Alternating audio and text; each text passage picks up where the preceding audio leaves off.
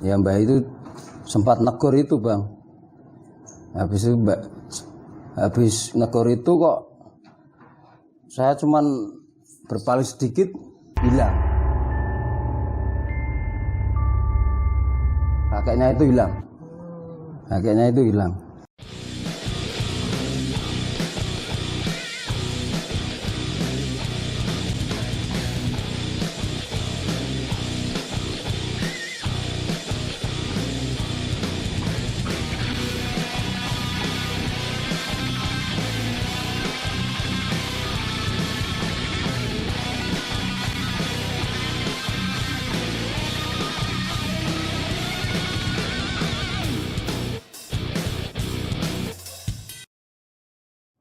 Halo, assalamualaikum sobat CP dimanapun anda berada.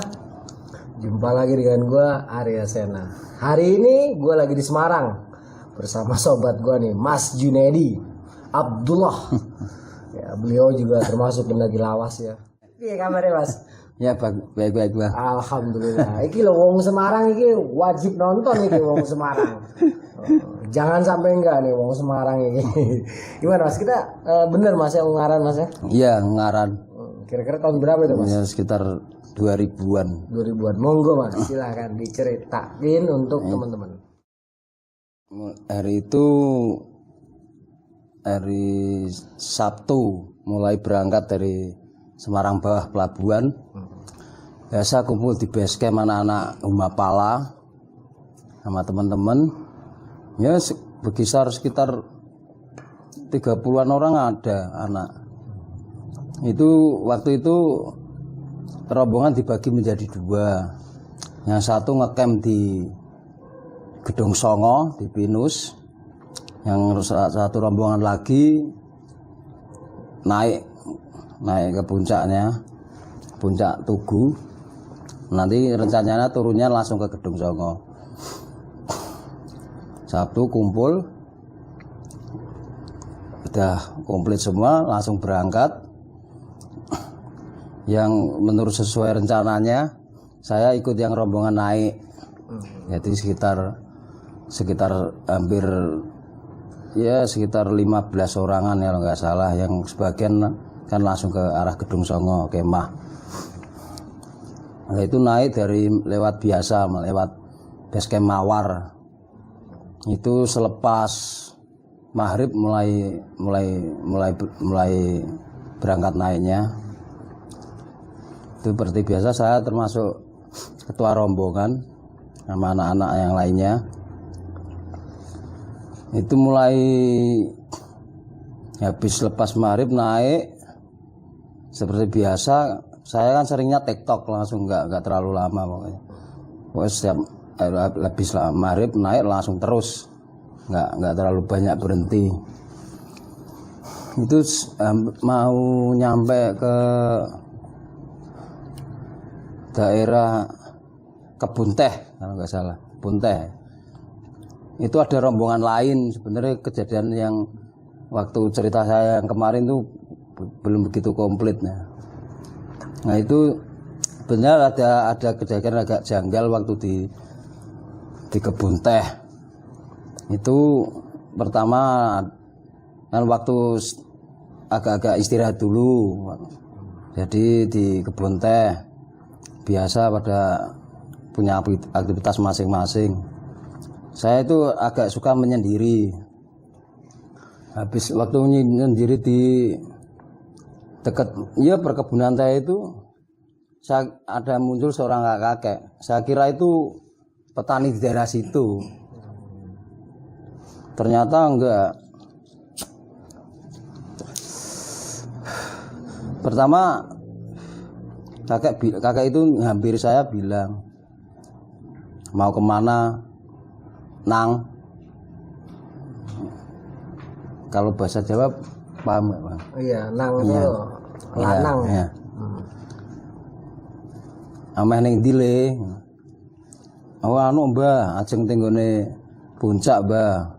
Oh ya wis, hati-hati. Ya udah, hati-hati.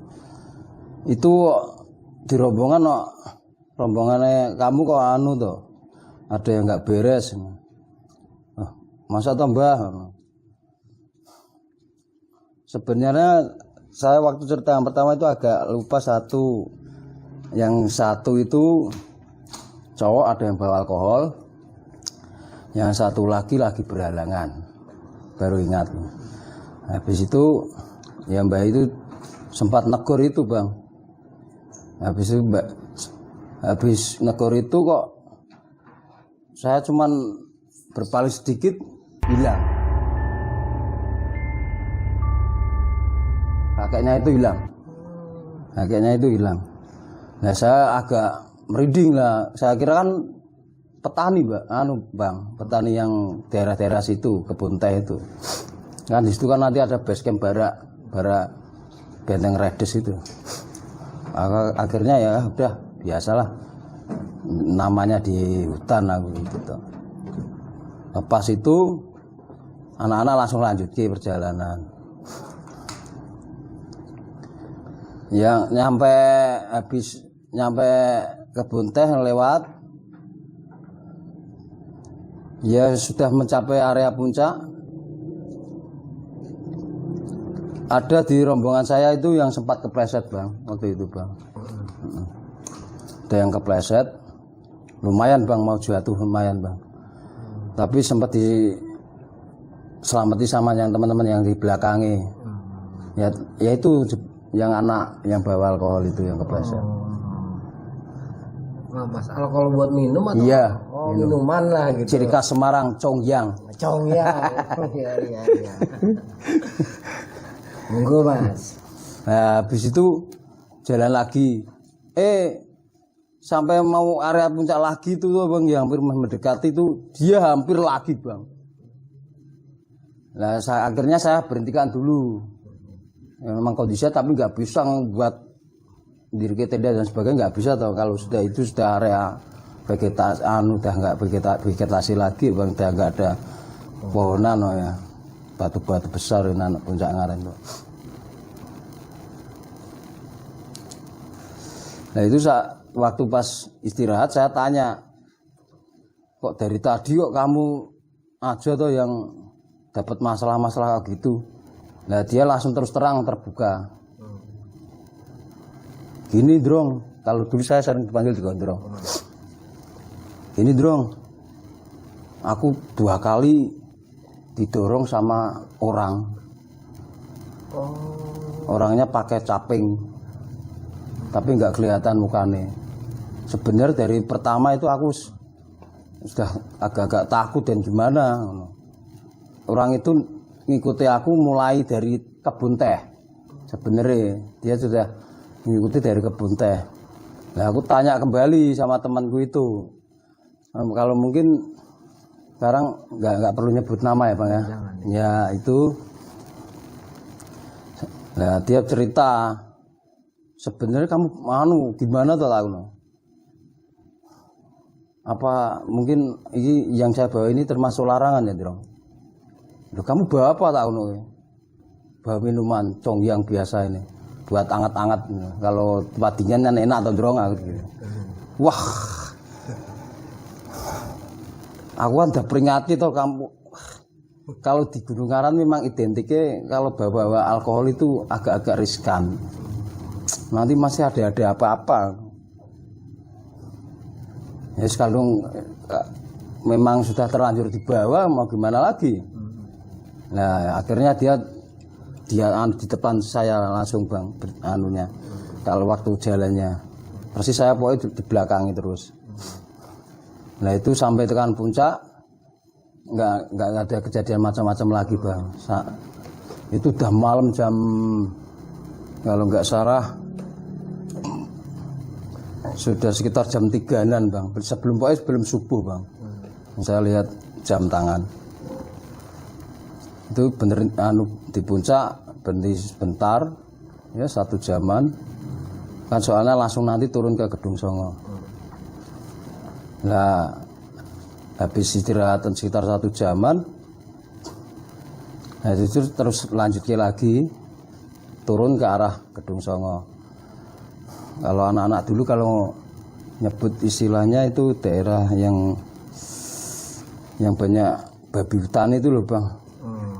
Nah sampai di situ dia bang rada kayak ngacau. Bentar ngaco-ngaco. Saya amati kok bahasanya agak lain. Meraco-meraco, marah-marah sendiri dan sebagainya.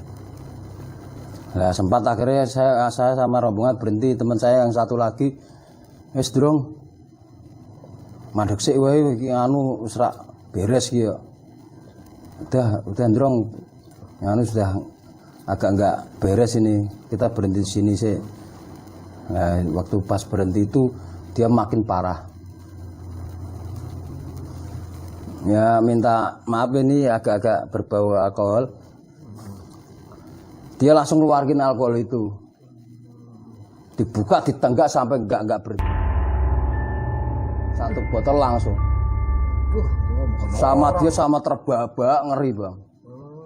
Wah aku kalau ingat mas waktu itu merinding. Agak-agak merinding waktu itu ingat kejadian itu. Dia berhentinya kelihatan aneh-aneh itu waktu menjelang subuh bang. Itu akhirnya dia sudah berhenti sendiri karena sudah keadaan mulai aman, sudah terkendali. Akhirnya kami teruskan perjalanan menuju Gedung Songo. Nah itu waktu pas mulai nyampe ke Gedung Songonya, rombongan yang kedua kan sudah siap semua diri ke tenda. Itu sudah pagi sekitar jam berapa nanti siap. Siangnya itu sudah sebagian ada yang belum datang tapi waktu itu bang ada rombongan lain lagi yang nyusul. Nah waktu di perkemahan itu di Pinus itu mendekati maghribnya, selesai nyampe situ maghrib itu ada penampakan lagi kakek-kakek itu hampir saya. Itu setelah 1 hari udah iya. Semalamnya kan waktu di kebun teh. Nah itu sore ini menjelang maghrib kelihatan lagi di Gedung Songo, udah nyampe Gedung Songonya di hutan pinus itu biasa diri tenda. Dia bilang lagi, pokoknya setengah rada keras marah. Le, iki piye? Wis diandani aja aneh-aneh. Kowe iki termasuk sing ketua rombongan. Ini soalnya koncone diandani sing genah. Nak, kamu ini saya sudah dibilangi nggak mau tahu. Kan udah termasuk ketua rombongan kamu. Nah, kalau bisa itu ya beritahu yang lainnya. Kalau enggak nanti kamu sendiri yang kena. Dia bilang gitu baik. Loh, kalau mboten ngertos Mbah niki ngeten. Tapi mulai itu aku kan sudah tahu bang. Sosok itu kan nggak real itu bang. Kalau saya sudah tahu. Soalnya sosoknya sama yang waktu sebentar langsung kelebat hilang gitu.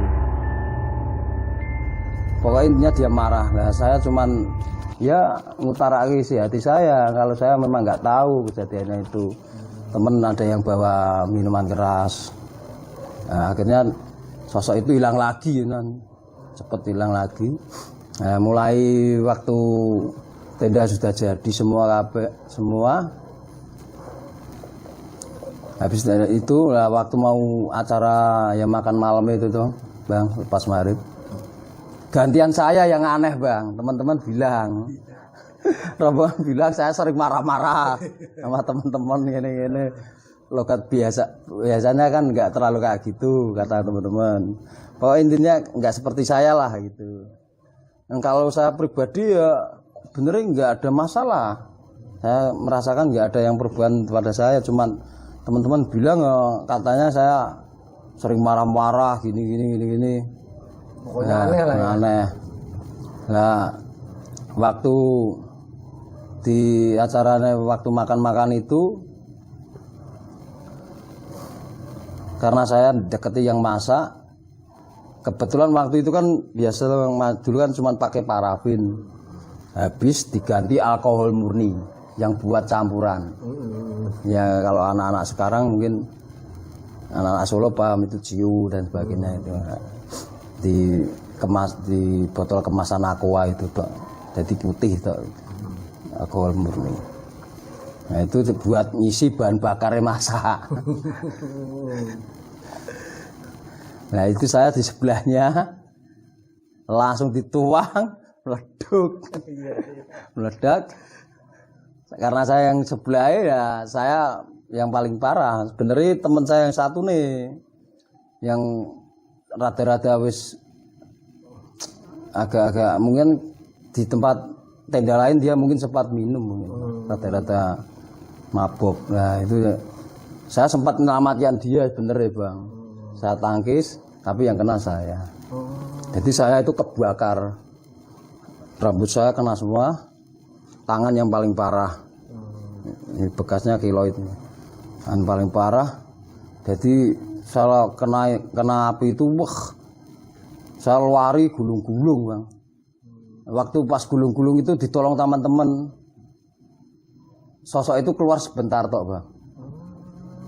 Nah piye tole, akhirnya kowe sing kena dhewe tole. Nah gitu toh, nak kamu yang kena tak akhirnya, malahan kamu yang kena toh, cuma sebentar toh hilang. Waktu saya diangkat sama teman-teman sempat lihat kakek-kakek itu bilang gitu. Nah akhirnya acara yang camping kemahnya itu rombongan dua itu akhirnya bubar semua bang. Gara-gara saya, akhirnya saya dievakuasi ke kantor untuk pengurusan administrasinya masuk itu. Nah saya habis itu langsung dari situ dibawa ke rumah sakit Sumowono. Sampai rumah sakit Sumowono dirawat sebentar lah, akhirnya paginya langsung bawa pulang. Itu luka bakarnya berapa persen mas kira-kira? Yalah segini sama ini bang. Cuman yang agak kilo sedikit aja yang paling berat ini. Paling berat tangan ya, kelihatan dulu. Jelas tuh teman-teman ya. Ini. Itu memang di Gunung Ungaran itu dulu kali mas. Sekarang masih nggak tuh kira-kira larangan untuk? Masih sebenarnya bang, sebenarnya masih. Itu kan kalau cerita dari wilayah itu kan cerita-cerita daerah memang itu tempatnya Rahwono disiksa itu bang. Sebut sama Gunung Kendali Sodo nih.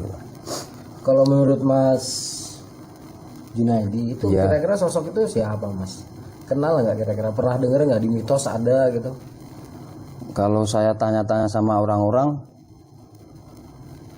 itu kadang dia bang bisa terlihat sama orang-orang situ sendiri. Itu namanya tahu mas? Dulu kalau bilang yang buruk so mungkin. Pokoknya sering orang-orang asli situ bilang sering mengingatkan kalau nanti ada masalah-masalah. Benernya sosok itu kalau keluar itu buat penanda. Cuman kadang yang dikasih tahu nggak mau tahu. Iya. Katanya gitu dari orang-orang yang tinggal di daerah-daerah situ asli. Oke teman-teman, itulah kisah yang cukup menarik dari sahabat gue, Mas Junaidi Abdullah. Tentunya kisah ini bisa kita ambil hikmahnya, dimana ada kejadian-kejadian yang memang bersifat tidak logis, tetapi terjadi dan dialami oleh manusia yang bertubuh kasar seperti kita. Intisari dari kejadian ini mungkin itu berhubungan dengan sesuatu atau larangan ataupun hal-hal yang mungkin tidak sesuai dengan aturan-aturan dari makhluk-makhluk yang ada di sekitar kita. Ya, mungkin pada saat itu kita sedang berkunjung ke satu wilayah, kita harus bisa menghargai eksistensi sesuatu yang tidak terlihat. Karena sejatinya di dalam tubuh kita pun banyak sekali bagian-bagian yang tidak bisa dilihat, juga tidak bisa diraba, tetapi eksistensi bagian-bagian dari tubuh kita itu nyata adanya. Alam gaib bisa dikatakan seperti jantung ataupun isi kepala kita. Gaib tak bisa disentuh, tak bisa dilihat, tetapi nyata dan bekerja dan menghidupi keseharian kita.